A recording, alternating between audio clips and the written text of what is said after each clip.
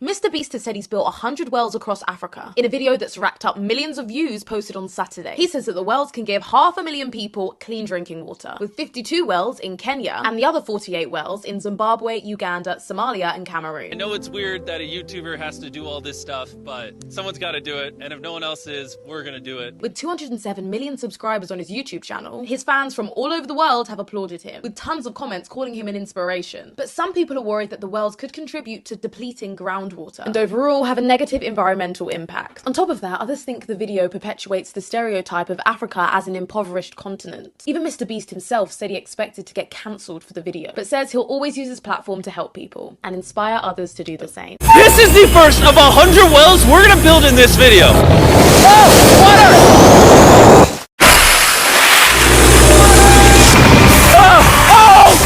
You just witnessed a small village in Kenya get access to unlimited clean drinking water in less than a second. One down, 99 more wells in Africa to go. You're gonna love this video. Combined, these 100 wells are going to give around 500,000 people fresh water to drink. And after building some more wells on this side of Kenya, we flew south to the school system of Nairobi. And let's just say, they were really happy to see us. How's it going? I was not expecting this.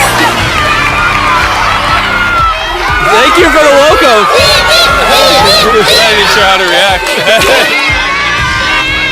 I appreciate it, everybody. This village threw a welcome ceremony upon our arrival, and Nolan got really into it. Nolan's the most awkward person I've ever met, and that's a lot coming from me. And after being shown around the school, here comes our guest. How's it going? Oh, you having a good day? It's nice meeting you. One of the teachers showed me where the students currently get their water, which is from this river. That's extremely unsafe to drink. This is where your students used to get water from? Yes.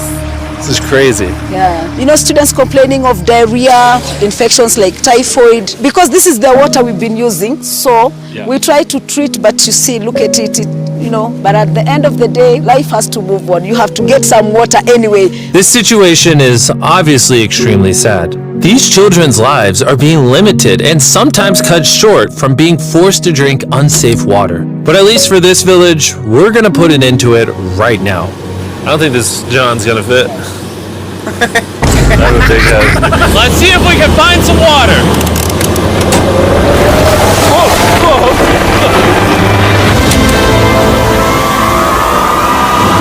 It is raining! It's beautiful! After the water comes out of the ground, it's fed into enormous barrels like this one. And once they're built into the water towers, all of the neighboring villages will not only have clean drinking water, but a pressurized water source as well. Which, in short, means no more doing laundry and unsafe water. And pull! On a scale of 1 to Nolan's mom, how heavy is it? Nolan's mom times 2. Oh God. Dude, I'll push you off of this. All right, here we go. Under control. We built 20 more wells in Kenya, and after we were done, Bro has another well in. Don't worry, I have more water in my other shoe. and just so you know how we built these first 29 wells, we used this giant drill to dig hundreds of feet into the ground, past the polluted sources and into an enormous aquifer of pure drinkable water. After that, we spent time installing pipes so that people all around Africa can access water from spigots like this one in Nairobi. Let's see how it tastes. Like water. It took me about a minute to fill this 5-gallon drum. How much water can this provide a day? 3,600 gallons a day. Not only will this well cover the 400 kids at this school, but literally the entire neighborhood and village around this school can use this well. We say thank you for the water. Oh, no problem. This thing can basically pump non-stop for 30 years. You would think that having an effect of this magnitude would require the resources and funding of a large government, but that's not true. Solving this problem is possible, and something humanity should all be putting effort in to fix. What's the secret of success? To be honest, just find something you love doing and do it for a long period, and eventually you'll succeed. So I'm gonna bring it super close. See us? Is that cool? Yes. If you look up, it's recording. All right, well, I'm gonna get close. All right. Yeah, you can see yourself. We were also able to install a well for this village, and these 12 other villages. And while we were finishing these wells, we were also able to update one of their schools with brand new computers. How are they liking it? They like them. Glad to see it turned out well. And we also updated the classrooms with new furniture, installed shelves and filled them with new books, donated a soccer ball for every student, and even put modern whiteboards and projectors in all the classrooms. Do you guys like the projector? We were using a chalk and then a lot of dust, but today everything is clean. We truly appreciate it. No problem. It's the least we can do. But then when we flew out to the side of the 45th well, we realized this community had it even harder. Every time they need to get water, they need to take a treacherous mile-long hike through the jungle. And that mile-long hike also happens to be on a giant mountain. I wake up very early, about 4 o'clock, so that I can fetch water for the school. We are not safe fetching water here. That place is very slippery. Chances of getting an injury is very high. So while we worked on their well, the community took me to see how they currently source their water. You guys would have to make this trip how many times a day? 2 times. 2 times a day. Oh, wow. So a typical student would carry something like this? Yeah. Oh, God. If 200 students did this every day, how hard could it be? It could be very hard. Oh boy. Dang, this is very steep. We're just walking down this mountain forever. Every day. It was actually surprising how difficult this hike was. And these people go through all of that just to get to this spigot. That's water is still unsafe to drink. This is where you guys get your water from normally? Yes. And filled with water, these jugs can weigh up to 40 pounds, which is insane for these children to be carrying up this mountain. The ladies can carry 2 of those. Oh, I totally can as well then. And as soon as these jugs were filled, it was time to head all the way back up. Hurry up, let's go. He's not even sweating or anything. I got it. And now, instead of spending hours a day for unsafe water, their new well is only 10 feet away from the school. So, they can just fill it up here now.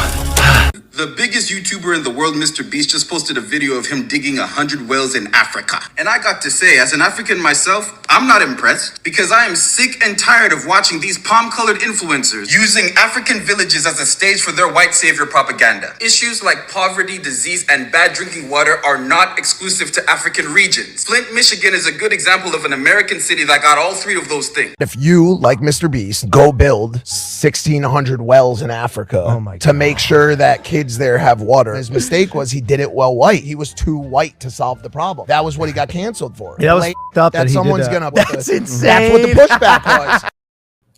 Welcome back to On the Shoulders of Giants. This is Breakdown Friday. Happy Friday. I'm Joseph Ward, Patrick Irvin, and Professor Carl Tone Jones. We are here. First and foremost, I want to thank each and everybody who has contributed to On the Shoulders of Giants from day one to now. We are over 50,000 subscribers, and we are on our way to the top. Thank everybody. Couldn't have done it without you. Literally. This is an operation. Literally. I want to thank you, PC. I want to thank you, Pat. Literally couldn't have done it without you all.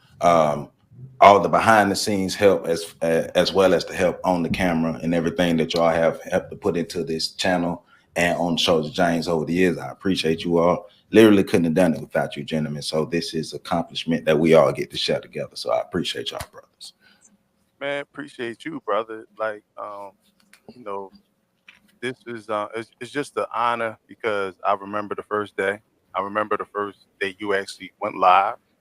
So, and started building your channel, and just to see, it grow in a way where you didn't have to use gimmicks, you didn't have to do wild and crazy things, and it just grew. And we knew that there were some obstacles in the way, but you overcame those obstacles. You kept pushing, man. So I'm real proud of you for one. And 50K is big. Now we on our way to 100. So let's get it. Hey, I appreciate it. We're on our way. And I ain't proud of you. Yes, you is. No, yes, I'm not. Because you ain't. How many wells you built in Africa? I'm about to tell you. I'm going to tell you how many wells I built. And I'm going to tell you about why I'm qualified to talk about wells. Okay? Well, but another thing is we don't want to see Super Pat no more. Where regular Pat at? Super Pat, you ain't saved no wells in Africa, Super Pat. So you ain't qualified to have this conversation. I saved wells in the ocean. You got to go, and we need regular Pat today because you ain't saved no wells in Africa. You see what kind of shit he on, PC? Hey man, I'm just here for the ride, baby. Hey, you started. All right, whatever. It's your there you go. Look 50,000 view birthday. There you go. Look who here, baby. Everybody is regular Pat. It's regular Pat out there, man. But Is that a don't- gang song? I don't know if it is a gang that I don't think they registered. I don't know. But anyway, hey man, how dare Mr. Beast, the audacity of Mr. Beast to be a successful white boy and take his philanthropic efforts over to various countries in Africa and build wells. How dare he build wells in Africa? And like the black dude said in the video, he a continental African, right? He look, if anybody know about wells, look, I bank at Wells Fargo. Okay, I got a Wells Fargo account, right? Pat, remember it was a dean at our middle school named Mr. Wells. So and we use soap and fragrance from Well Fat. I'm just saying, I watch Discovery Channel a lot, and one of my favorite things to watch is about killer whales. Right. You know, I like, sometimes I say, oh well. Right. You said well just a few seconds ago. So we qualified to talk about whales. Right. So how dare Mr. Beast didn't go check in with the African people or black people who don't like what he did, who have a right to not like what he did, because how dare he not go check in with them and find out the proper way to help people in Africa. And first of all, Africa is not a country. So how dare he name the individual countries in Africa that he went to, insinuating that Africa was a whole country? How dare he do that? Well, I'm with it. I'm sick of this.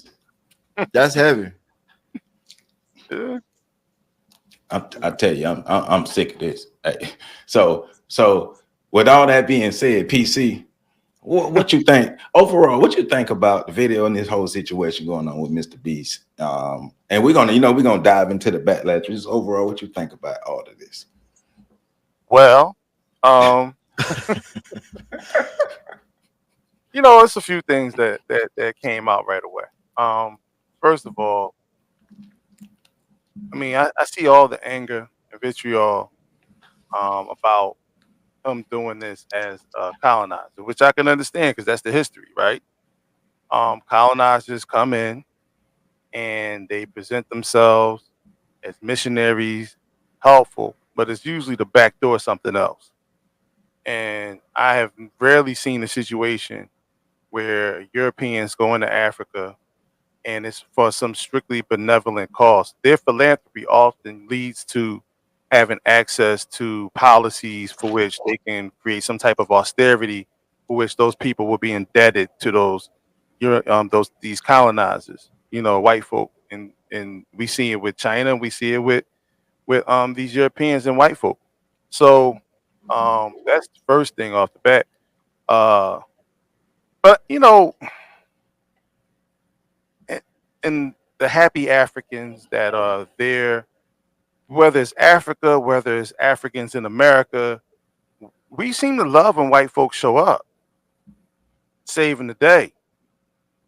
If a playground is built and you see these volunteers, like, here's the thing, right? It's crazy. In West Philadelphia, in Carroll Park, out in 49th and Girard, which is, the bottom of West Philly. We were out there and, it's not the bottom, but it's close. So we were out there every Sunday. And I think it was like 2000, I think it might have been 2018, 2019. Every Sunday we were out there. And we, as black men, commandeered the park. We got some cooperation from the street capitalists out there to make sure that the park was a safe space for the children. And we were out there for about 6 to 7 hours every Sunday. And we didn't get hardly any participation from the community. Their children came out but members of the community did not come out. We got support from a local barbershop, ESPM barbershop. Shout out to them. They let us use the restroom and so forth. But we had harassed by people. First, we got harassed by one of the block captains around there, several of the block captains in the neighborhood. We got harassed by the park custodians and so forth. One brother identified himself as the mayor of Carroll Park. Oh yeah, every week we got harassed by somebody. But as soon as Villanova came and took over that park, they didn't receive not one. Villanova University came out and sort of like followed up. They watched us because they were across the park watching us work. They watched, and as soon as we broke camp, you know, and we had to start taking our stuff inside because it got too cold outside. The next spring, before we could say a word, Villanova had already sponsored the park. And so they added sprinklers, they added, you know, little, you know, trinkets, things. They spit shined the park a little bit. And the people loved them for it. Of course. You know, black people have and I go back to something Pat always talk about, epigenetic memory. We have epigenetic memory of seeing these white folks as our saviors. So when they show up, we look at them the same way, and so like as a godsend, because they're the version of God that we've been praying to all this time. And so the irony is, you got a man who is identified as MrBeast, right? You look at the Book of Revelation, talk about how the beast showed up. Yeah, how the beast will walk the earth, right?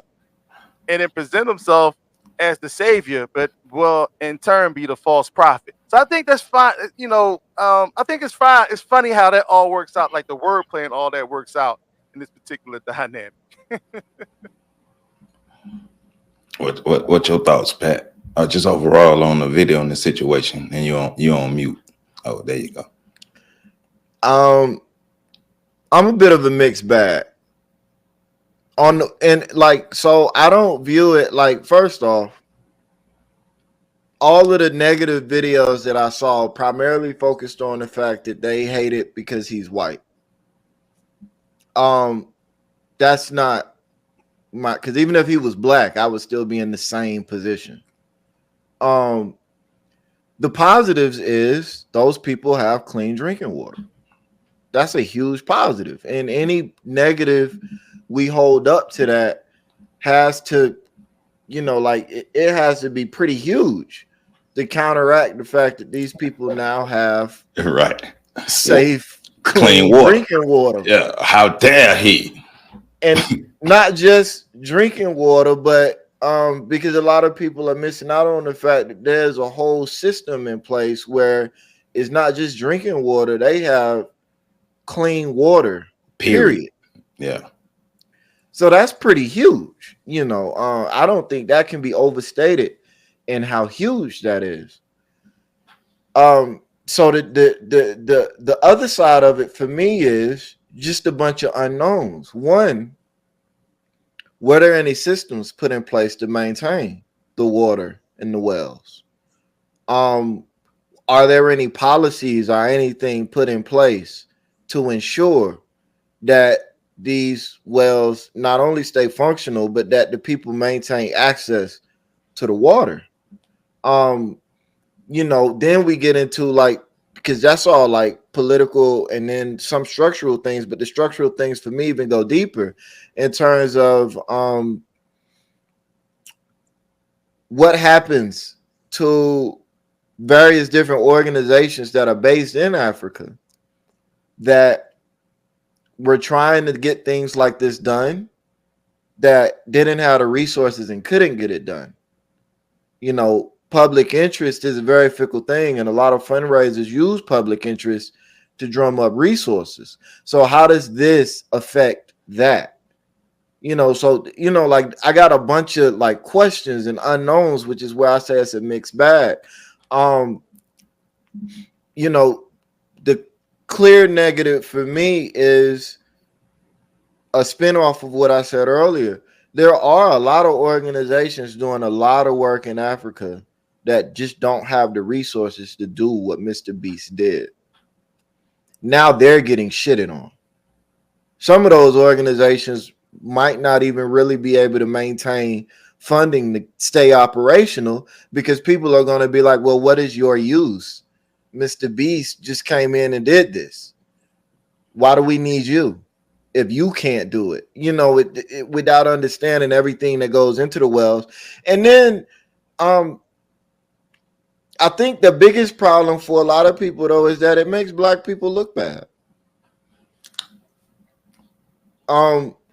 You know, Lil Wayne he could have did it. I'm just throwing it out there, not to attack Lil Wayne, but I'm saying in America we have plenty of black celebrities and plenty of black millionaires.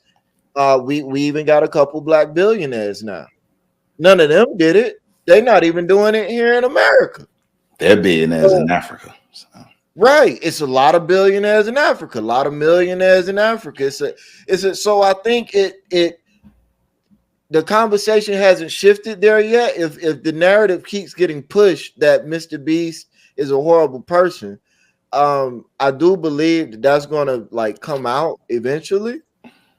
Yeah, it's already starting to trickle out right now. But I think that's the real problem people have with it, is that it makes. I'm saying the masses. I know I've heard some arguments where people are making pretty good points about the disagreements they have with it. But most of the videos I see just center around the fact that, you know, this white man and white savior, which there is some validity and some truth to that. But if that's your only beef, well, weigh that up against millions of people now have clean drinking water. Right. I mean, so some of the questions that you have from information that I've come across, from my understanding, there is a sustainability piece put into this project to make sure that infrastructure is maintained over time. I've watched a number of videos and I've read a number of articles just to get as much information on the situation as a whole and a lot of the backlash that people are having.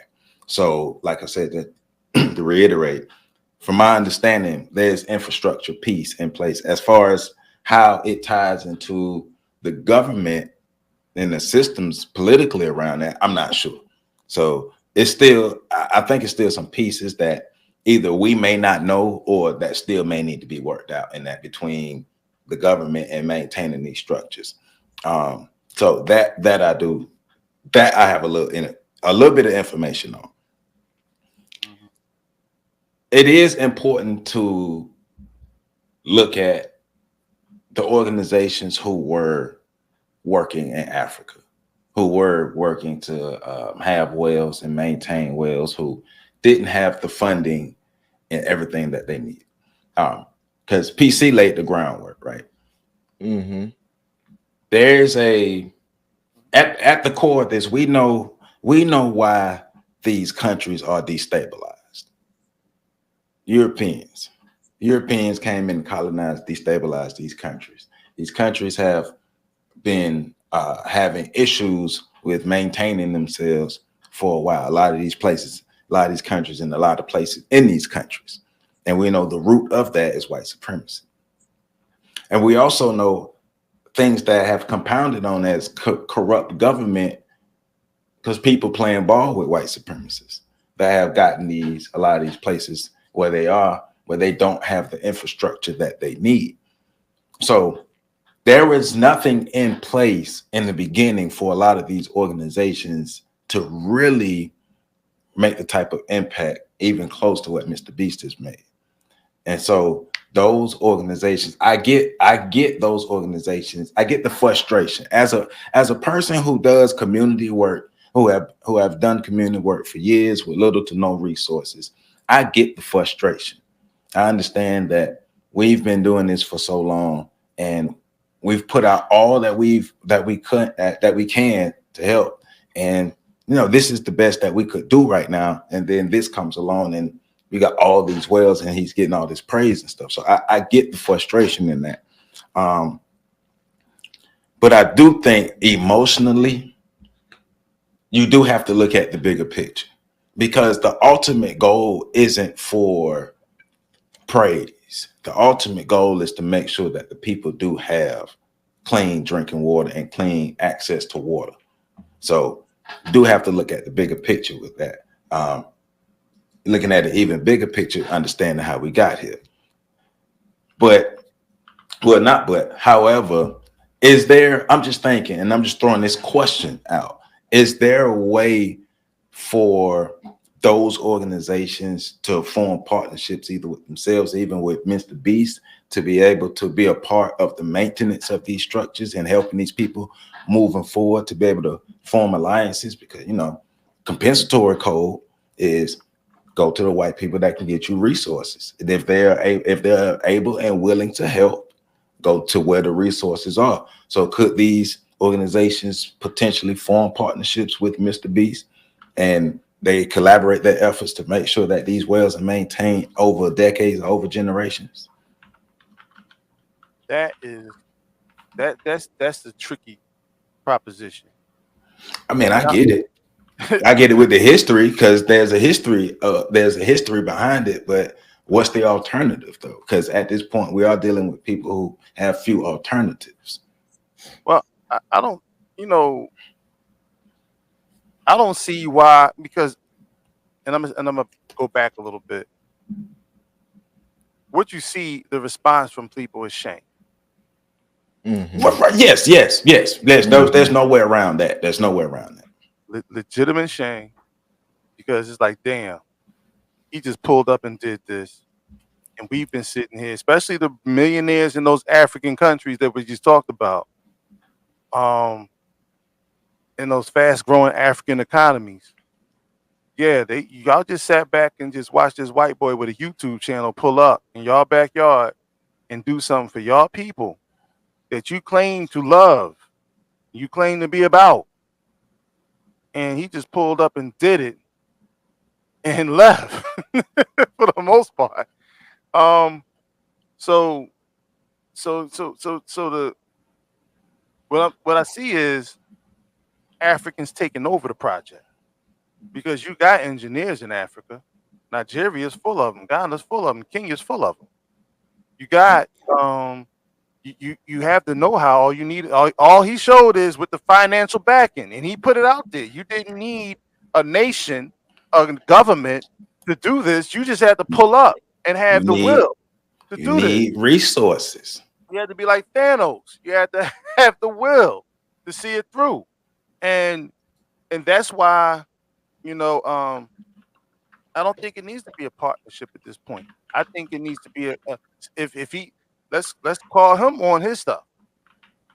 If this was done in goodwill just to provide the people the water and the wells and things of that nature, okay. Let's find some reputable people in Africa that can maintain the infrastructure and let them finish the project.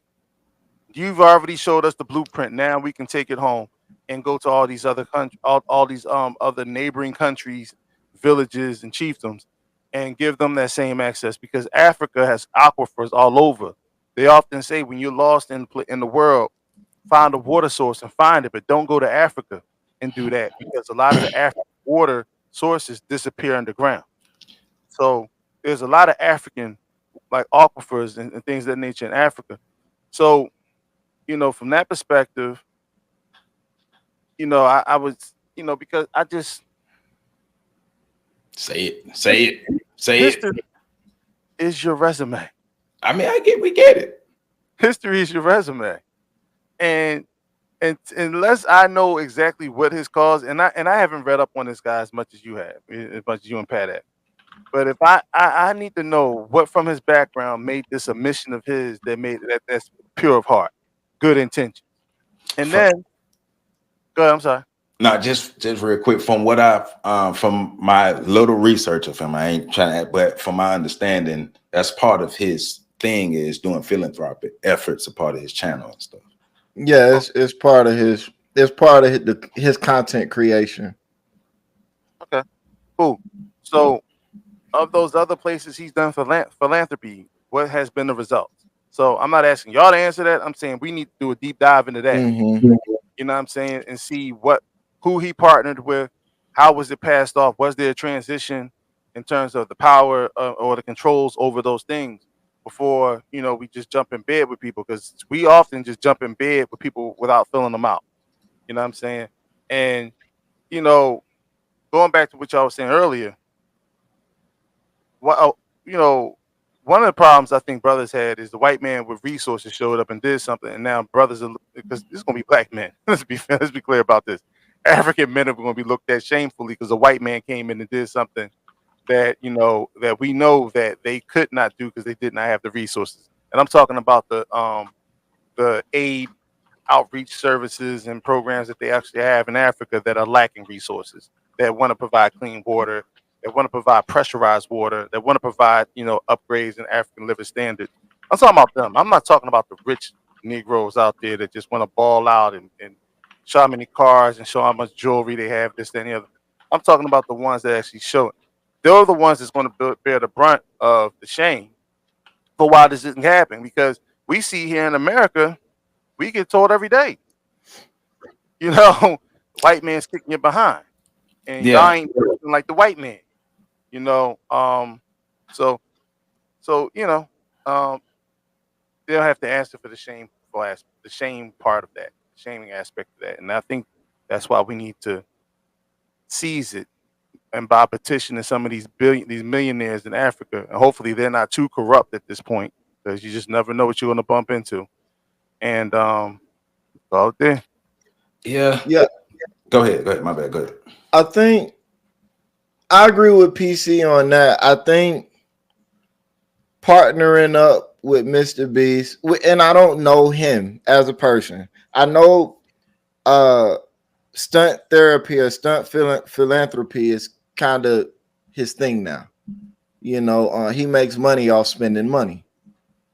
So I don't know what his overall goals are, because everybody talks about helping people when they talking to the media, but that doesn't mean much. And I haven't looked in. So that's why I said, for me, it's a mixed bag, because I see a lot of negative things, but when you weigh it up against people with drinking water, there's that.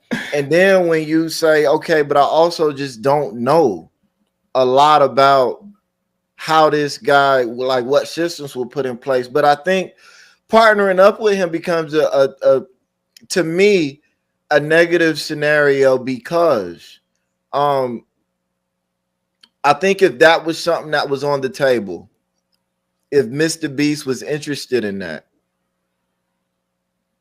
all of the money that he put into building the wells, he could have put into finding partners in the area and funneling money into them to do it.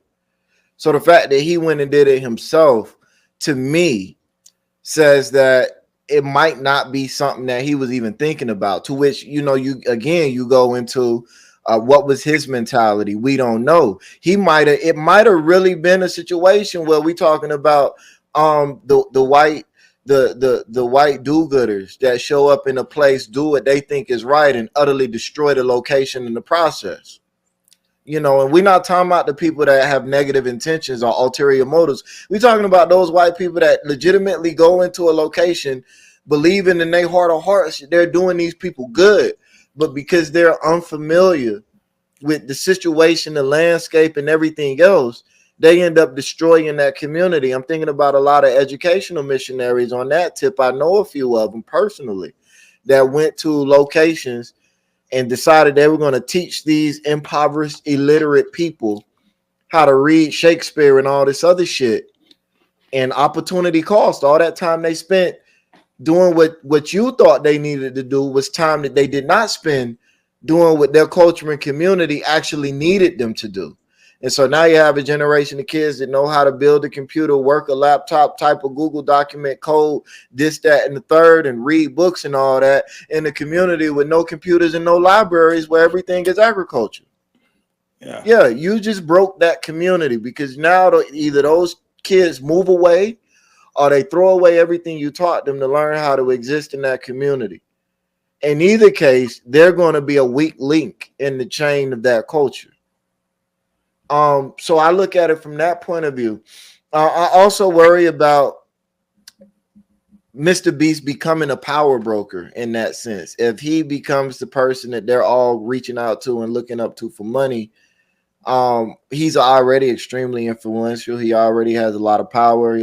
Like you get to this point, we talk about the mental conditioning of Black people all the time, and how we're already conditioned to look to white people for help, not even help, to just do it, right? Like we want white people to fix everything, to behave like we want white people to behave like a lot of Black women want Black men to behave. They want to just shut up and take it. Just shut up, take it, and give me what I want. That's how we look at white people. And so I do, from that standpoint, get it. Mr. Beast pulling up, doing what he did is kind of like it kind of like it strengthens that narrative. I don't necessarily think the praise that he's getting is what pisses a lot of the people that honestly have good intentions off.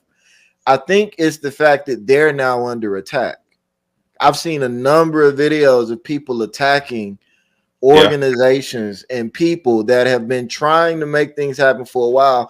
I think they're great with the fact that these people have water, but they like, why are you attacking me? I spent the last 10 years of my life fighting to try to get these people water. It ain't like I'm not 100 millionaire. I don't have the reach. So I did what I could do where I could do it.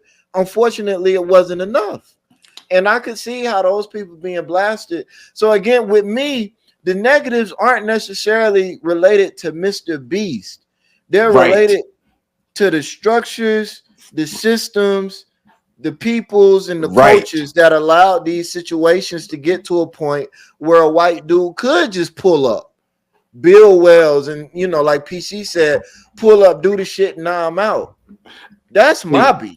See, that's why I rock with y'all, because that's what, look, let's put it on the table. What Pat just said is what got people draws in the bunch. Yeah. Shame coupled with people being blasted for trying to do their best by other people who ain't doing nothing, guilt by people who ain't been doing nothing, but also it exposes how these African countries, but Black people around the globe, are unorganized, disunited, and we don't see ourselves. We talk because we talk a lot of shit about Black this, Black that, Black power, Black pride, Black excellence, Black, everything is Black. But when we have situations where we have people who have the means to do certain things in certain places and things don't get done, and you have organizations who are doing their best, because we talk about it all the time, the organizations and the people who are the ones who are really out there trying their best, putting their heart and soul into helping the community, get overlooked and don't really get the resources and the funding. Now, there are other, I do think some business-wise, especially some organizations I've seen here in Tallahassee, business-wise, they can do things better. I'm not sure about the organizations in Africa because I don't know how they structure in the government and how the funding and all that goes, but I could talk about what I've seen here. But overall, it's just an overall light on the dysfunction of Black people and how we can't help ourselves because we can't get the blockage out of our mind, because we have enough resources. I'm not saying we have all the resources, but we have enough resources to help alleviate some of the things that we have, but we can't get over the mindset that we have, that Negro mindset. The programming worked. That's why it keeps being reinforced, to keep it destabilized. That's how he could just run up in there. Bruh. And that's the thing, right? Because you saw how they just opened up to him. And they just invited him into the village. But why wouldn't they? Why wouldn't they? Well, here's the thing, right? Well, just going back to what you were saying. Now, let's flip the script. Ukraine, they got the war going on with Russia right now. Let's say me, you, and Pat showed up in Ukraine with millions of dollars of resources, things of that nature. Do you think they would show us the most war-torn parts of Ukraine? Do you think they would show us to where they've been let down by this society? Do you think that they would show us, the weaknesses of their people? like where their government or policymakers may have fallen short. Do you think they would show that to us? No, it's not on display. Right. But we don't have a problem with shaming the people that's supposed to be that are policymakers or people who we presume to be in leadership positions in our community. Not understanding that by shaming them, we also allow ourselves to be perceived as weak. So when I saw when MrBeast was allowed to, when he was pulled into the classroom, and I saw the teacher walking him down to the river and things of that nature, she was sort of like trying in so many ways. I'm not sure if she realized this, but she was exposing the fact that these things are not being provided by us. Oh, she was aware, right? Right. I mean, I think by now that's become commonplace. Because think about it. Because the Feed the Children commercials, we've been seeing our whole life. Right. So take him back to the classroom. Now the children are asking him, "What does it take to be great?" Right? He didn't even have a damn answer for him, but the children are hanging on his every word because he's seen as the savior, the hero, and also now the brothers in that village that have been doing yeoman's work. Like think about it for a second. They're in a school when it rains. The water, the flood, the water when the river runs over, it's in the classroom on the floor. Now, it's designed to sustain that, but that's just the conditions they're in. MrBeast pulls up with $500 million in his bank account, not to mention all the other people that are working with him. He's not working alone. right? You know what I'm saying? He's bringing other white philanthropists over there that are also probably having channels, that are also finding ways to profit off of this act of philanthropy, right? So, and like I said, above all else, the people got water. So that part there is not to be misunderstood or misrepresented or underrepresented. People got the water, which is the most important part. But the things that go into it is understanding that the people who sacrifice, because in America, like Africa, what happens in America is a microcosm of what happens in Africa. It's all connected, right? So you have organizations like a brother went to Flint with a machine that made condensation, created water out of thin air.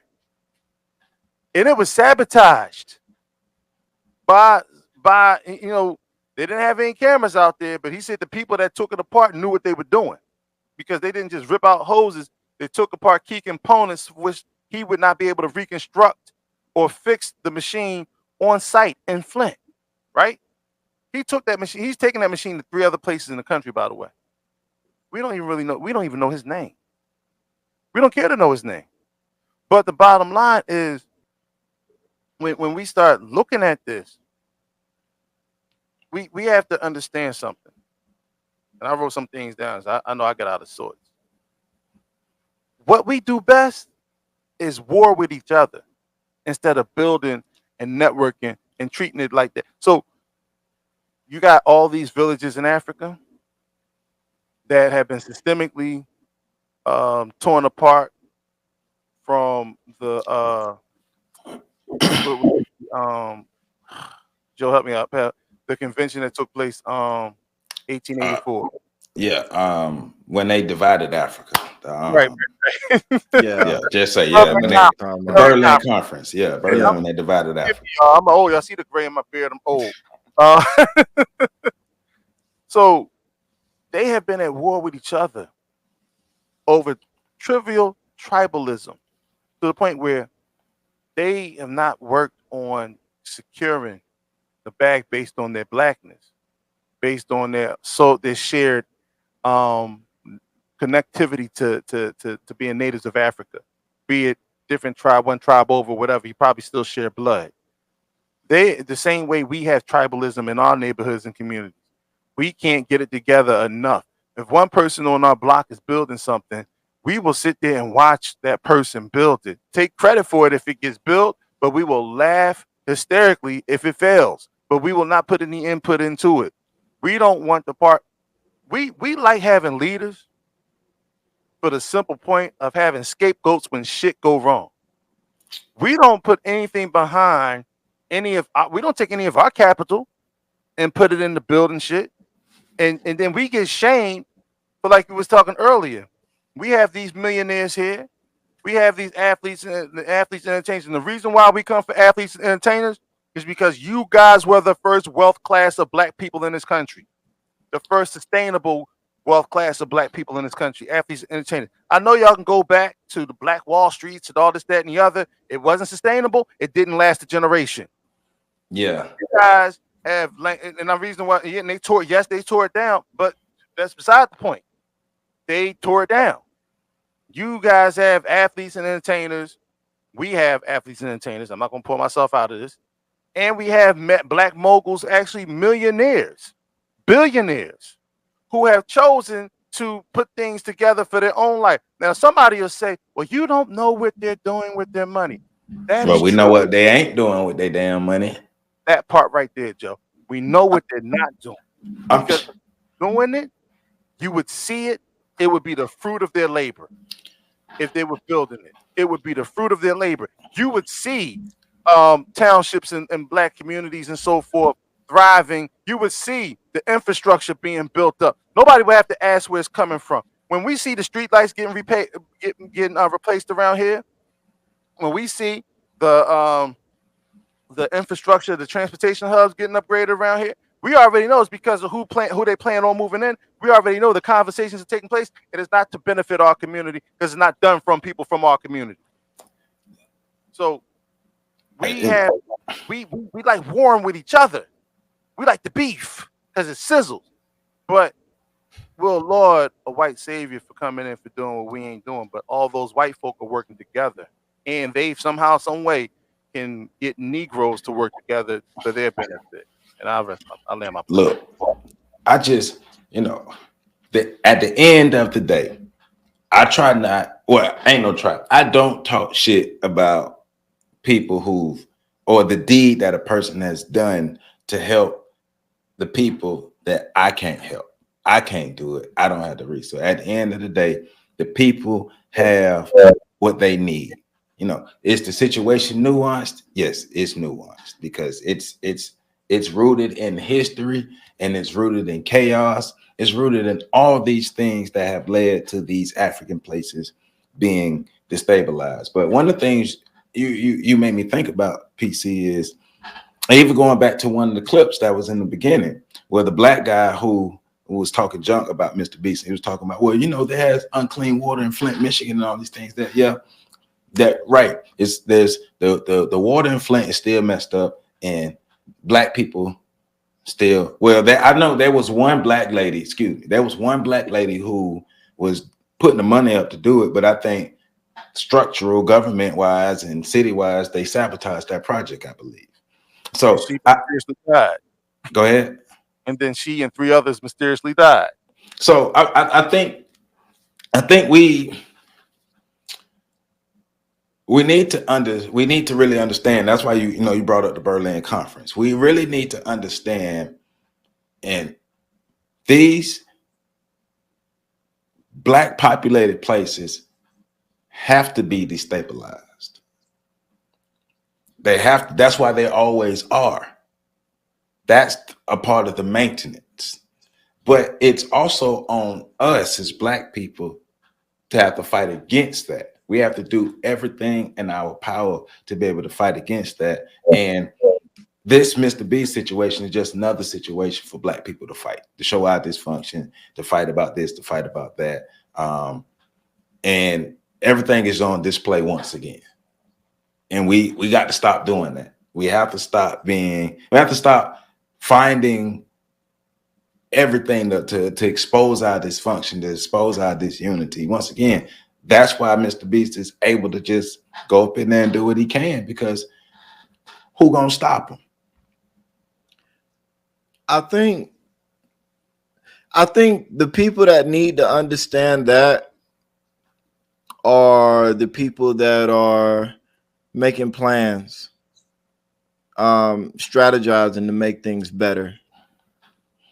I think the average person just needs to shut the fuck up. I mean, yeah, at the end of the day, yes. Yes. Because you can't do shit. Right. Well, it's not even that you can't do shit, but it's that you don't even know what you don't know. And you're not even willing to admit what you don't know. And there is a lot of avenues where we could, like, I agree with what PC said earlier about Black people need to take it over. Okay, these people now have water. Right. Those wells aren't going to last forever. I mean, Africa is filled with wells that are now defunct, that don't work no more. And there are hundreds to thousands of people that die all the time trying to dig wells. Unskilled labor. It's a very dangerous process to build a well. It's on them to maintain it. Don't matter who came in and built it. It's on them to maintain it. If you want to make sure your structure stay healthy. Right. Step in and fill in those gaps. When put like the political piece of it. All right, MrBeast might not have done anything about that. That's where you step in and do something about that. The maintenance of the pipes and the plumbing, the maintenance of the systems and all of these other things. You step in and do something about that, because you're also going to have to step in and do something about the potential environmental ramifications. Building 100 wells. Look, aquifers are not infinite. Like there's a finite amount of water in an aquifer. And that aquifer is also not water that's just sitting underground waiting for humans to pluck a hole in the ceiling and drink it.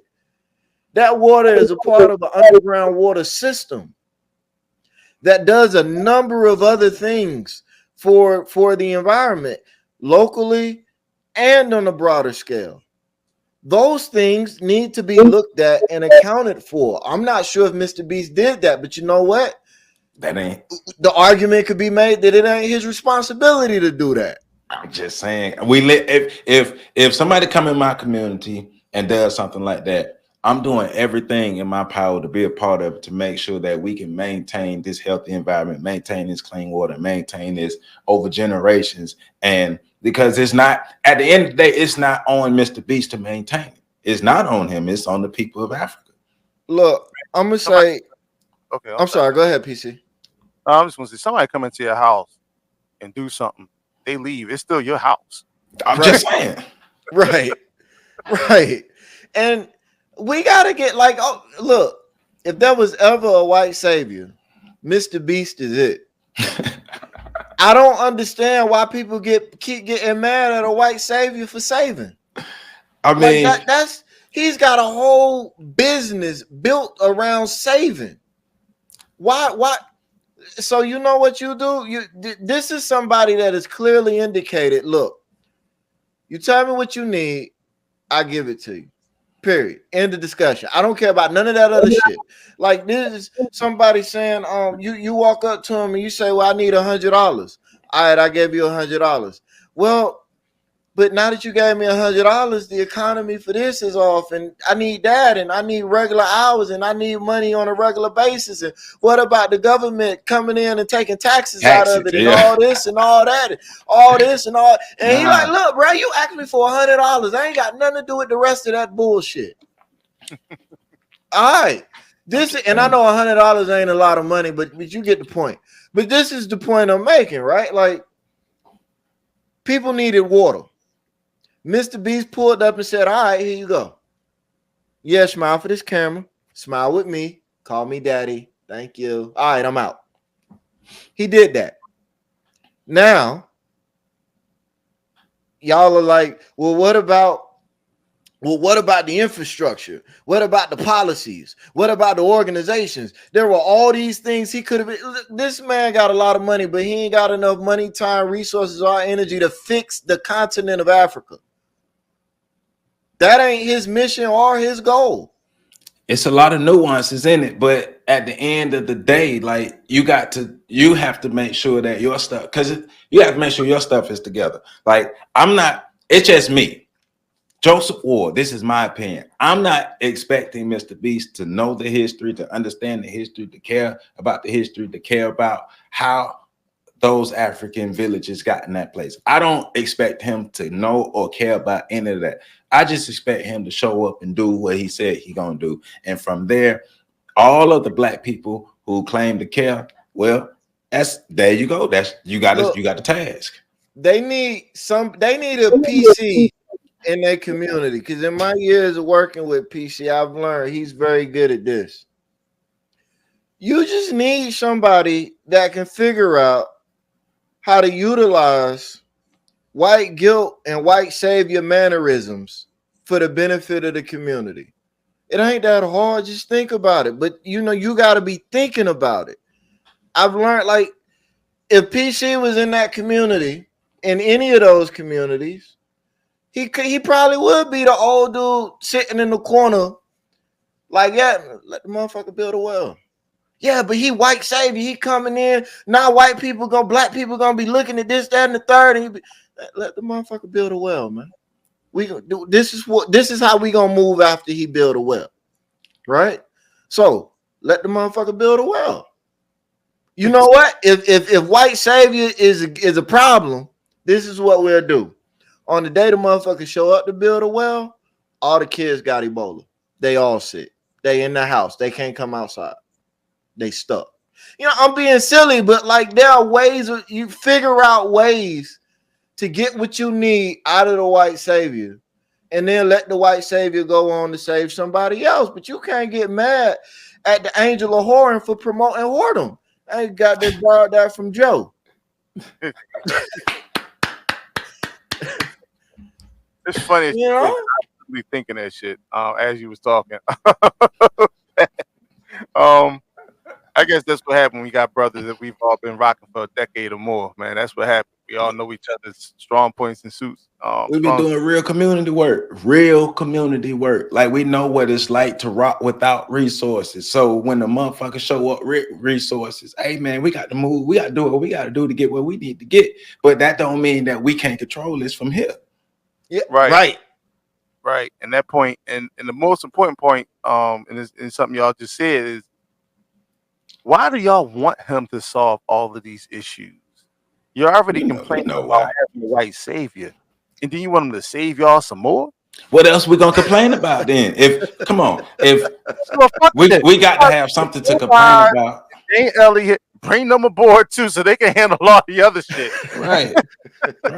Come on, man. What else? Come on. If they don't come in, because we need them to save everything. We need them to fix all our problems. Because while they fixing all our problems, we could complain about it, and then that can make us feel blacker. And we can party. and that's really the crux of it, ain't it? It's like, we don't mind the charity, but we get mad at the motherfuckers providing the charity. And then we don't even realize how to take it and utilize it for our benefit. We're stranded in the desert. Somebody brings us a bottle of water. We're thankful about the water, but we mad at the motherfucker who brought the water to us. Excuse the language. And then we but we have to really think about the fact that, like Pat said, you gotta listen. We always talk about pimping, but we only talk about it when we're talking about women. Mm-hmm. If y'all want to pimp some shit, pimp this shit. Yep. Pimp it. This dude is going out there putting these, like Pat said, we might find out there's some real serious environmental issues later. So we need to be studying that part, learning the geography, and understanding, what this is going to cost us, so we can plan ahead for it. And then we need to be figuring out how to infiltrate. I'm not going to say just infiltrate, but learn his operation, and then do it for ourselves. We should have next time. Forget this. I want to do something different, because that's what we be on. Take their shit and then do it the same or do it better, because that's all they've done with us. Hey. Take MrBeast, become Mr. Whatever. I got to bleep that out. What, 59, 51? Okay, I got to bleep that out. All right. That was crazy. Pause. Y'all get what I'm saying? Become better, and then do that same work. Black agencies, organizations. See what he did? Get yourselves a cell phone and a YouTube channel and start showing y'all work. That's what you want to know how I got started on YouTube and Facebook and all that stuff. I had my cell phone. I had a group of children that were doing good work in the community, and I showed the community the work they were doing. And that sort of like opened things up for me in terms of visibility, but it also showed people that, listen, this work is going on in the community and it's going on by somebody who looks like you. This is the stuff that we need to be doing to capitalize off of situations like this. If you don't complain that it's getting done, do something about it. And then also understand the infrastructure that you're working in so that you can protect yourselves, because MrBeast is safe because he's a white man. But we already know what happens to black people who use ingenuity, and it disrupts white dominance or it starts to coalesce the fragmented places of black people and starts to build a form of common unity there. We already know that they become targeted. So you got to plan around that. You got to be, use your intuition and innovate ways to make sure that those people are protected in that matter. But we got to be the ones. We got to be the builders. And we got to, take. Hey, I'm gonna drink a glass of that water. Thank you kindly.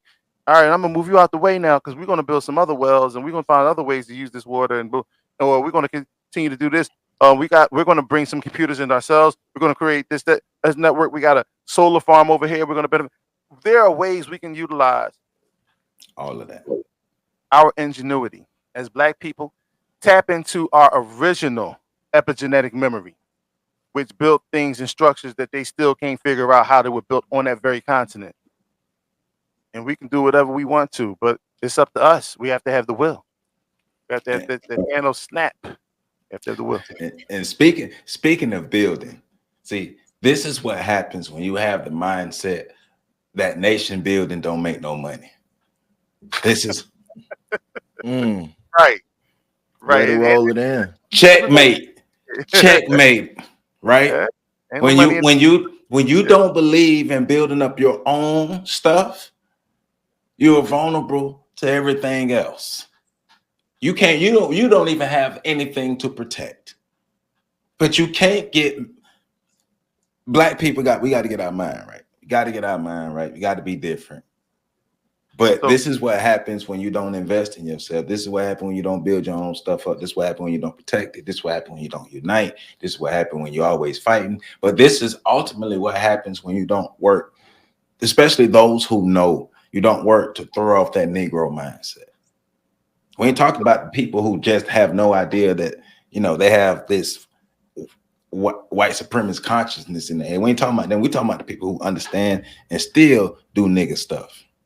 And still behave like niggas and still can't get along. We still can't build. And then you get mad when somebody comes in and do something that you didn't even think about doing.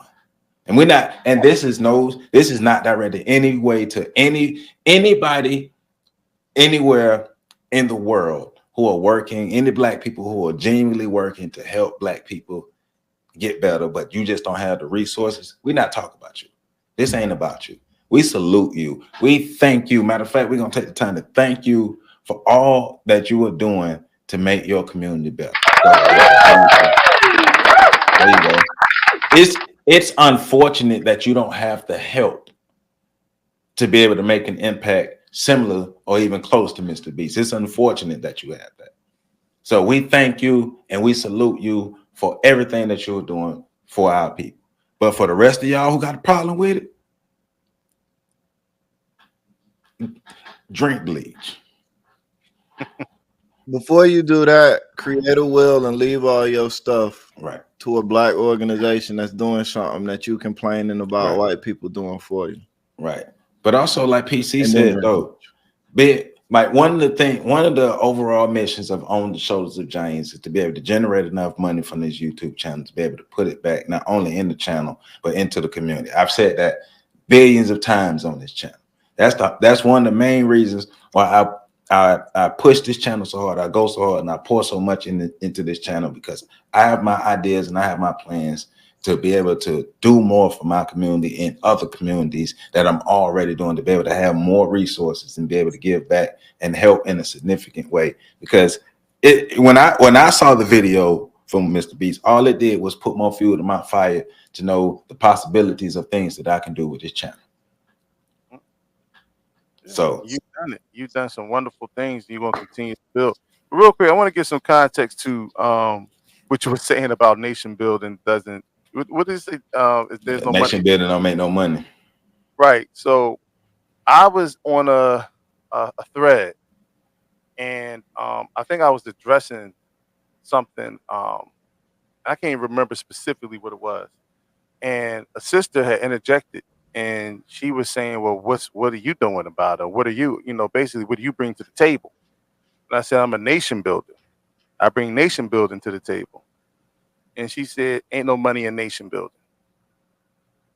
And that's where I shared that screenshot in our private chat. And so when y'all hear that come up, that's where we're getting it from. That we were told that there's no money in nation building.